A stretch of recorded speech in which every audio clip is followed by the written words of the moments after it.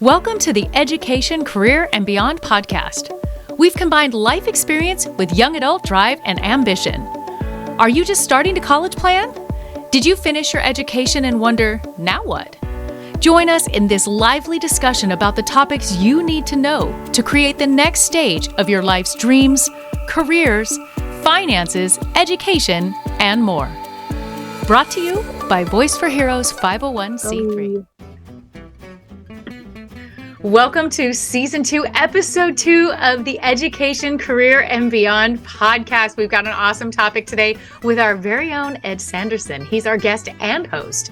Double role today, so that means Capri and I get to put him in the hot seat. But for those of you that don't know, Ed is truly a passionate expert in this space of helping our young adults, especially through the college admissions program. So today, we're discussing what to do in this in-between time right now. We're calling this What to Do When Nothing's Happening, but No Man's Land is really the title. So welcome to the episode of No Man's Land. And what better person to do this but our own No Man, Ed Sanderson. Hey, Capri. Great to have you.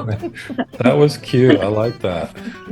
Yeah, No Man's Land. It's that, it's the most irritating time between finalizing applications.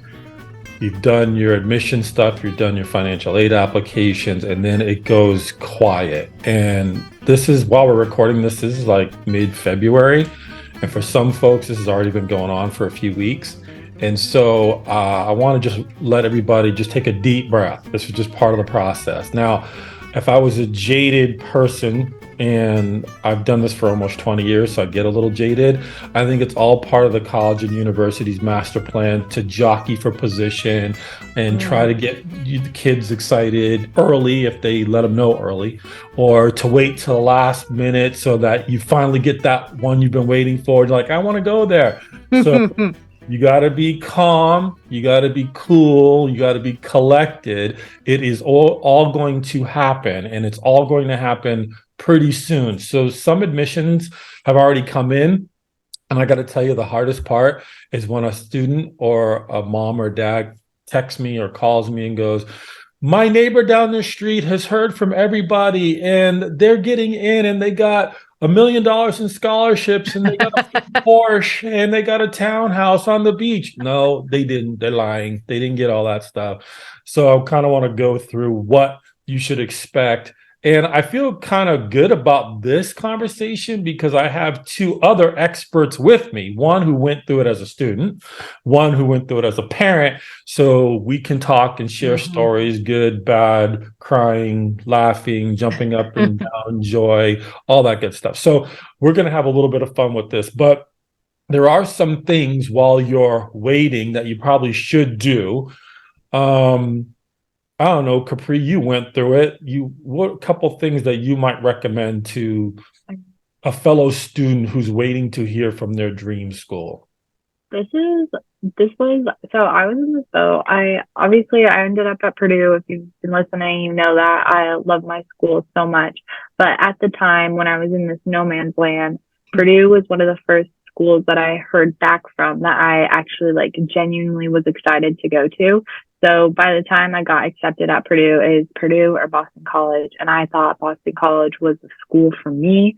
And they didn't end up releasing it until I want to say early April. So I was waiting for a really long time to see if I had gotten into a place that I had my heart set on, all of high school. So definitely very anxious. But I think honestly, the biggest piece of advice is just know that you will end up at the place that's meant for you. And a no somewhere doesn't mean a no everywhere. It means that there's another opportunity that will be better for you.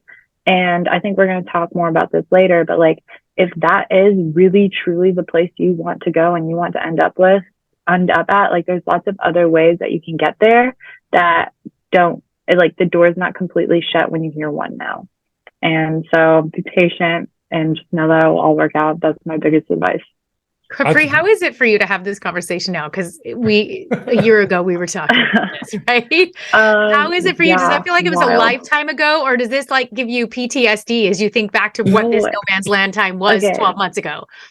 So when I think about like college applications and as a whole, I'm like, oh my God, I never want to do that ever again. Like that was one of like the most stressful parts of senior year. Like that was the only stressor of senior year, truly.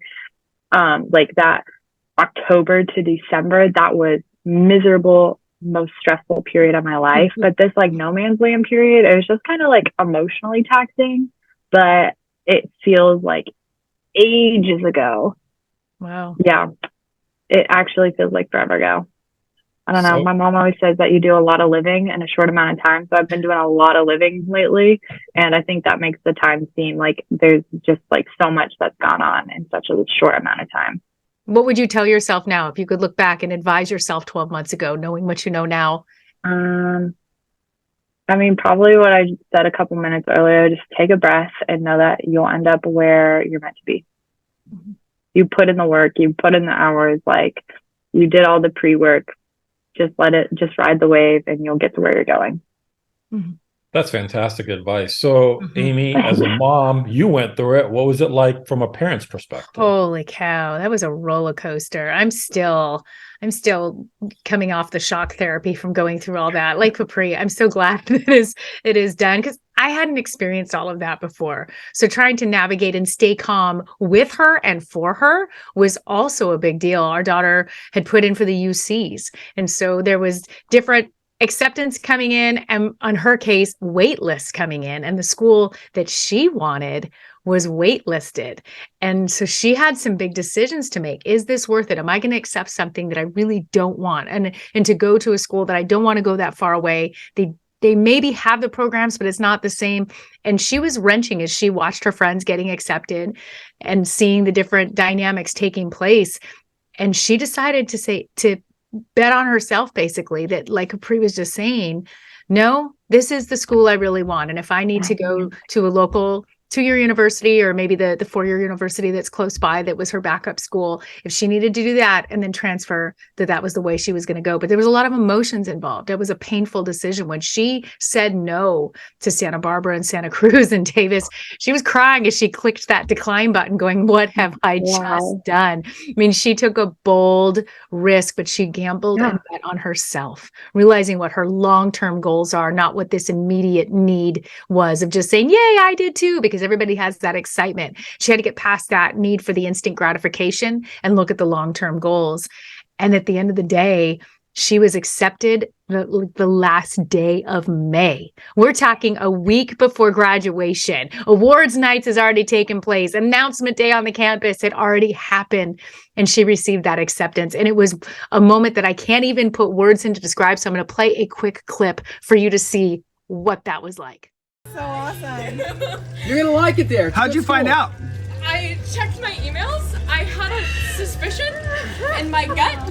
I was like, I should open my emails, and I did. And then I saw like your UCSD portal has been updated, and the people that got rejected got just an email that said you've been So the rejected. people are getting rejected right now that are on the wait list? Is that where you wanted to go? Yeah. Congrats. We wanted her to go. Because she was on the wait list for UCLA, but we wanted her to go to UC San Diego. That's a great story. Yay! Oh boy. Congratulations. Paid off. She declined Santa Barbara and Davis. That's all right. She held in there. She's She's like, where she's no. supposed to No, be. and that, She did. and, you know, she rolled the dice. Oh my God. She said, I'm gonna decline Santa Barbara and I'm gonna decline Davis. I said, do it. That's what you wanna do? belong. We were just Well, it didn't sound like it. Looked like everybody was enjoying that announcement. Oh yeah, that was my ugly cry. I wasn't going to say anything, but To quote Carrie Underwood, I can't cry pretty. That was it. yeah. And I think there's an interesting point in that that I don't want to pass over. Amy, you said that you got that off the wait list the last week of May. Yes. Just for you parents who are about ready to go through it or going through it, you have to make a decision May 1st. So, Elisa, to say no to schools, not even knowing that this is coming, that's takes a lot of courage to do that. So much courage. And then for some folks, they have to pick a school by May 1st, and then they get notified that they're off the wait list. And there's a whole nother emotional, I like your term, gut-wrenching decision that has to be made. So I've said this before, and it's worth repeating because a lot of you probably haven't heard it. It's like you got to kind of try to pull as much of that emotion as possible. I know that's really challenging to do because this is kind of hitting the pinnacle or the peak of the mountain that you've been climbing as a family for the better part of 16, 17, or 18 years. And you got to make a decision. But I always say try to take the emotion out of that conversation by prioritizing that list before you hear, because now you can do that with a clear head. Not to say that it might change, because it will. I mean, you could hear if school says no, that might change the trajectory of your list. You might hear from a school that says yes, and then they give you a bunch of money, but that wasn't your first choice. But now economics start to play a role. But it's try to take that emotion out of that conversation for as much as possible. I know it's the celebration is all part of it. And I love what Capri said. You're going to get in somewhere, and we will have another episode. I think this is a good idea about what do you do plan B, like transfer, or, Capri's got a friend that we're going to interview, I think, here soon that went through that process. Do you go to a community college or a junior college? You go to a state school and then try to transfer? There's a lot of avenues to go. So you're not locked and loaded. What we want you to do is think of it as, hey, the dream can always be achieved. The road you travel to get there just might be a little bit different and sometimes not expected.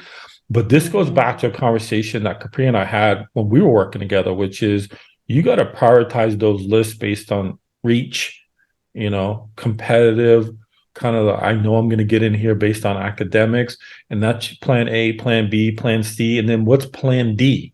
If none of those options look good on paper, what are you going to do then? And to have that laid out before you get the emotional highs and lows is really important. It's like emotion just changes so much. And if you have like a set plan, you can do it as more objective and just be like, oh, this is a checklist, like this is how it's going. And of course, you're going to have to make tough decisions. And something that like stuck with me is like, even though you're making a tough decision, it doesn't mean you're making a bad decision. Like tough doesn't equal bad. And I think that's also something to like remember here. And it's like, okay, I have to make a tough decision between a school I really want to go to and a school I want to go to. Maybe not as much, but financially it's better for me. Physically, like the location of it is better for me. And it's all about pros and cons. But if you can do it from a more objective, like this is what there is and this is what there isn't, it becomes a lot easier. Yeah, I completely agree with that. Ed, share your thoughts with us on senioritis. This is that time of year. We all know the term senioritis. Yeah.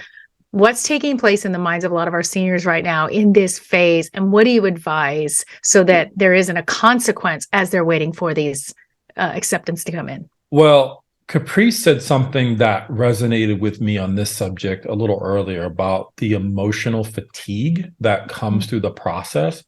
And sometimes you have this letdown, which is the applications are done, financial aid is done, I'm in this waiting time, but now you're like, and sometimes there's a line that gets drawn that goes, which basically means high school is done. Well, high school is not done. High school is not done until you walk down the aisle and you get your diploma. And what I mean by that is that schools, when they say that you're admitted, I want you to think of that as a tentative admission. And here's what I mean by that. One, even now, schools can ask for midterm progress reports, what your grades are. Since you applied 3-4 months ago, they want to know, are you still on track? And then when they complete the process, they could still ask for a transcript from your high school. And I've been at this a while, and I've seen a couple kids lose their admissions. They get it kind of rejected after the fact because senioritis kicked in and their grades plummeted. It's like a pre-approval. They want documentation to prove that you're still eligible, right? That's a good way of looking at it. And I think that's super important because the other thing is, during this time, stay busy. I mean, we talked about academically. I'm sure you have athletics, you've got family, you've got friends. And really, February, you still got a ways to go. You got all of the rest of February, March, April, May, sometimes the beginning of June. You could have 4.5 months. So you almost have half a year of your high school senior year left. You don't want to have done all this work and then just give it all back because your brain slipped into neutral and you're like, I'm free. I can do whatever I want. Because you can't. And I would also add, because this gets back to what if a school says no, you might want to appeal, and some schools allow it, some don't. Like UC don't. There's no option for appeal. So for Elisa to get off wait list, that's just, there is nothing you can do to convince them. But keyword being wait, which is what we had to do. Yeah, that's it. Yeah, it's a waiting game. And sometimes you hear, sometimes you don't. But in that process, if there's an appeal process, and schools might call it something different, but I'm going to call it appeal. The question is, what did you do?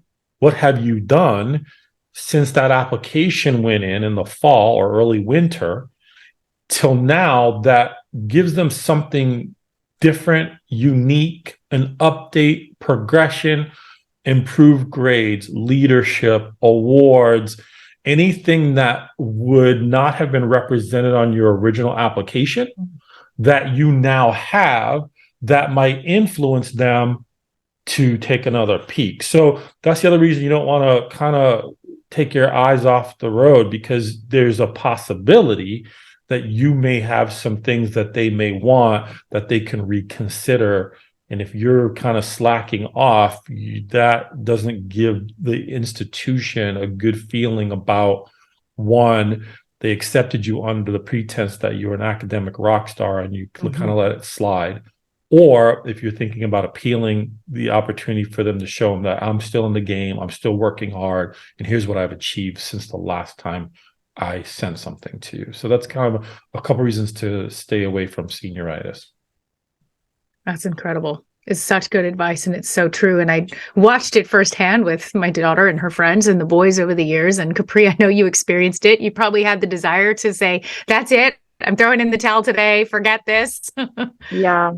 Something that through it was like, I don't want to remember the last couple months of high school, like always dreading showing up each day. So it's like, if I can kind of have a positive attitude about it and be like, oh, I'm going to get all my work done as soon as possible, so I have more time to make other memories that aren't necessarily like academic, but like still part of my school, like going to football games or basketball games or volleyball games, like whatever sport it is, having something to look forward to and like create a goal with completing your schoolwork first. I found that to be really helpful. Yes. Yeah. Well, another important part that we brought up before we started taping was the show me the money. And Capri, you had a great point, and Ed, I know you have a lot to speak on this, but this is a great time to maybe set up some opportunities for funding. Why don't you guys both share on that? Yeah. Do you want to start, and then I could share kind of my experience with it? Yeah, I think look, the cost of education has doubled in like the last 10 years or so. It's like ridiculous. So, I mean, I had a family just tell me recently that the cost of attendance at a school was over $80,000 a year. So I don't know too many people who've got 80 grand just laying around burning a hole in their pocket. And if they do spend on an education, well, you got it stacked up right there. It's right here. Yes. Can I have it? Yeah, mine's in a very large piggy bank. Wow. So that's a big number. And so for most families, they've already gone through the big piece, which is financial aid applications. And the big one is the FAFSA, the free application for federal student aid. Some schools use another one called CSS Profile, which is College Scholarship Search. Then there's a couple other supplemental documents that might be required, right? So that's also part of the waiting game, is you have to fill out an application for admission, an application for financial aid, then you hear about admission, then you hear about the money. And so sometimes, and I don't want to say that this is strategic by the school, but let's just say it's strategic by the school, that they're going to tell you you're in before they tell you how much money you get, because they're looking to get an emotional rise, so that if that's like Capri was talking about Boston College. So Boston College isn't traditionally super generous with their money, just so you know. But if she hears Boston College and she's like, that was my number one school, and runs around the house screaming and jumping around, and mom and dad are like, they promise, right? If you do your work in the classroom, we'll pay to send you wherever you want to go. Then they get a $75,000 bill and they start freaking out a little bit, which I don't blame them. They're selling their organs to keep you there. Yeah, everybody's selling an organ in that family for sure. But that's a situation where it's incumbent upon the student to do their part. So if you've done well academically, there's always the possibility that you can get merit money. At your Ivy League school, top schools, they don't do merit because all their students are meritorious. Everyone would be getting it. Right. So there's that second tier school, how they compete with other schools, they write checks, right? So if you're a good merit candidate, that's part of that process. You got to fill out the application. You might have to write a couple essays. You're going to do the financial aid docs just so you're compliant. So you might get some money there. But there is a process that I get a lot of questions about on private scholarships. And private scholarships is also a lot of work. So if you're a student who's fatigued, you're starting phase 2 of that, because now you have to do research and you have to look for scholarships and you might have to write about them. And some of them are big and some of them small, and the competition is stiff. So you just have to go through it. So let me just tell you how to look. One, the schools themselves that you're applying to may have a separate application for merit. Sometimes it's in the writing elements of the application when you go to submit it. Sometimes it's additional. The financial aid document helps with that too, right? So you get those two pieces. So you get the schools themselves. You want to check in with your guidance counselor. Sometimes the guidance counselor has a list of scholarships that you can get access to. You want to look locally. I forgot to tell you guys this one when we were doing kind of prepping, is sometimes locally there's something with the city, the county, wherever you live. So you might want to check with the city, see what they offer. There's the obvious stuff, which is you might be looking at scholarships. There's a website called FastWeb. Seems to be one of the most popular ones. You can go look there. Mm-hmm. College Board has a list of scholarships. And then there was a young man who was on Shark Tank, that show where you can get funding from all these sharks.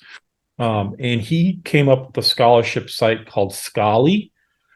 Because he was a senior in high school, he was trying to get scholarships. He did a whole bunch of research, got a whole bunch of money, and so he started to aggregate that list. So it's a app that you can get on your phone. I think some of it's free, some of it's paid.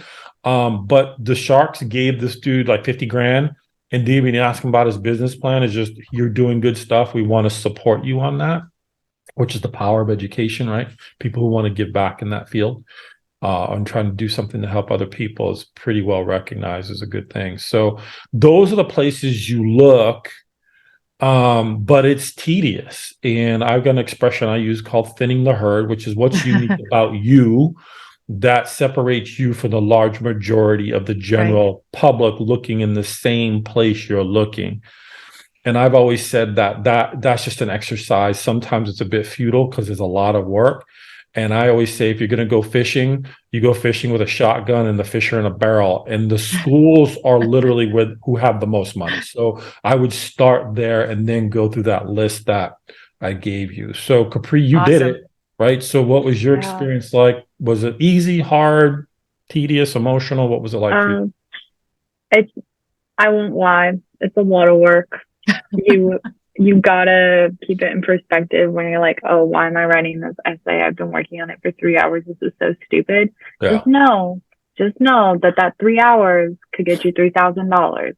And so that's $1,000 an hour. And I will do a lot of things that, like, writing an essay, $1,000 an hour. Yeah, I'll do that. At the end of the day, I'm going to do that. Yes. So that little motivation, it's great stuff. But I did what Ed said. I looked locally. I I was fortunate enough to be in a couple extracurriculars that were already part of a nonprofit foundation.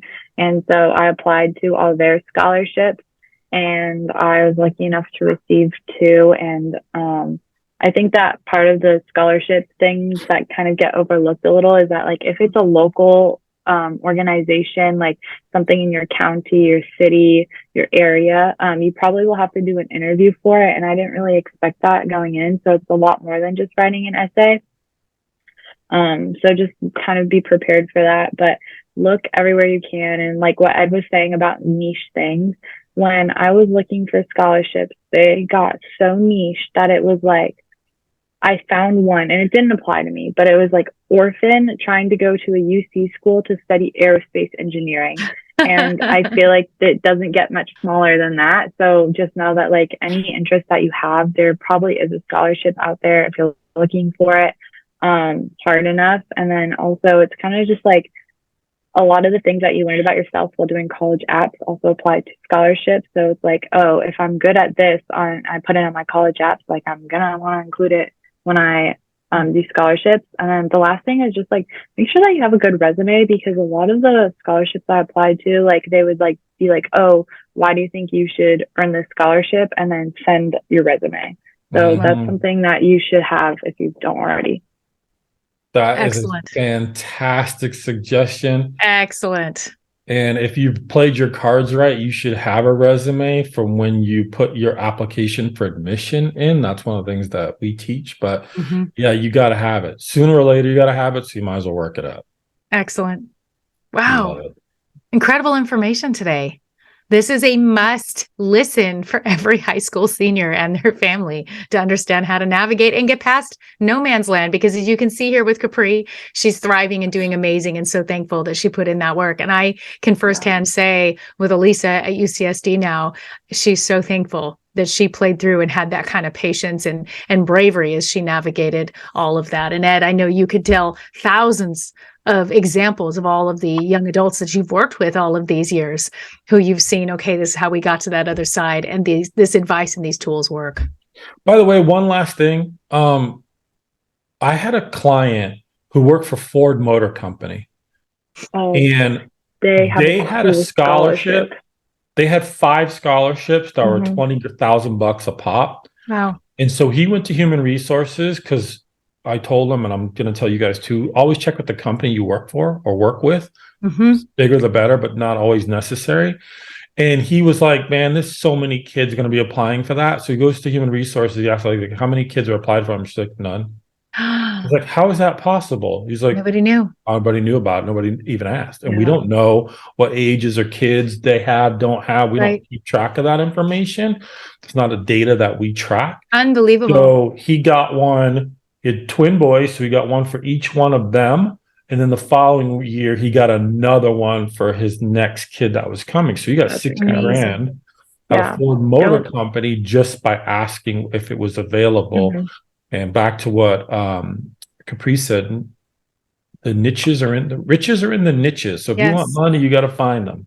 So excellent. So don't discredit large scholarships like that, because I've heard really similar stories. It's like everyone thinks, oh, this is a lot of work, and automatically a third or more of people don't do it. Exactly. Like they see that there's 3 essay questions and a third of people just tune out. One bonus option. So I want you to think about the admissions process for a second, right? So schools like UCLA is probably going to get about 150,000 applications, right?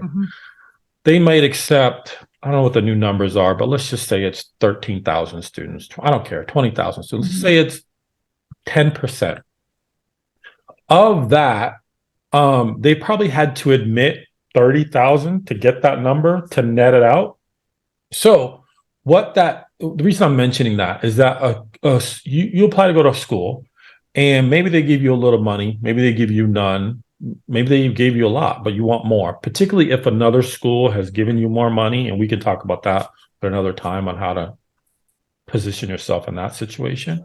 But remember, there's a lot of young people who are electing to go to other schools which means that money that they gave them goes back into the cash register. Mhm. So it never hurts to ask. And I say ask twice. If you want more money, ask. What's the worst they can say? No. If Right. you've got a reason to ask, that's even better. Change in circumstances, loss of job, health, change of marital status, a number of different things that could apply. Or, I will say it, maybe you got an offer from another school that's better. Mhm. That really only works if the school is similar. So you can't go to blah, blah, blah junior college and go, this school gave me $20,000. Can you Mhm. match that? They don't have the capacity or the ability. So that doesn't make any sense. But you can ask. And then if you go, I'm going to come here anyways, you can ask again after that May 1st deadline, because some of that money might have gotten returned because school kids didn't go there, right? Maybe it's worth Mhm. asking again. If you're really desperate, and once you get on campus, I'd be making regular trips to the financial aid office, Yeah. Mhm. because it's a hard thing to say no to somebody in person. And when they know you by their first name, because you walk in there like every week, is there anything new? Is there any work study? Is there any They're other also going stuff? to tell you that there's new stuff too, and then Yeah. that's more opportunities for you. Yeah, I knew a student that had I'll leave you with this last story because it has value. I knew a student that All right. had a job on campus, part of the work study program, and she worked at the coffee shop. So professors, administrators walked through there. And so she developed relationships with these people more than just hi, bye. They knew her by name. She knew them by name. And then an unfortunate situation happened. Her parents got divorced. And so just so happened the financial aid officer was there, and she's like, can I just ask you a quick question? She's like, sure, what do you need?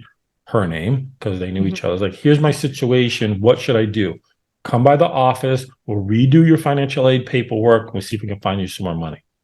So circumstances change, and like Capri said, knowing people beyond just face is an important piece of this thing. And I think, so, like I said, it's easy to get really jaded in the process, but technically they're there to help you, whether you think they are or not. It's a whole nother question, but that's their job. So you asking is part of your job, and that's, you don't ask, you don't get. So Right. the worst they can say is no, and they can say no 10 times. You never know when that might change. Awesome. Wow. Excellent. And that's a wrap. Episode 2. I think this was pretty fantastic. Share it, like it. Who's closing us out? Ooh, pick me. Thank you. Oh, okay. I've been practicing the name. We can pick it. Well, on behalf of Amy, Capri, and myself, this is the Education, Careers, and Beyond podcast. See what I did right there? I got it on the first try. I'm proud of you. We love what we do, and we try to distill as much information as we possibly can. So like Amy said, like it, share it, subscribe. I guarantee you, if nothing else, you can tune in. I will butcher this name at least one time in the next 10 episodes. So that's worth tuning in for by itself. We're out of here. Deal. Thanks, guys.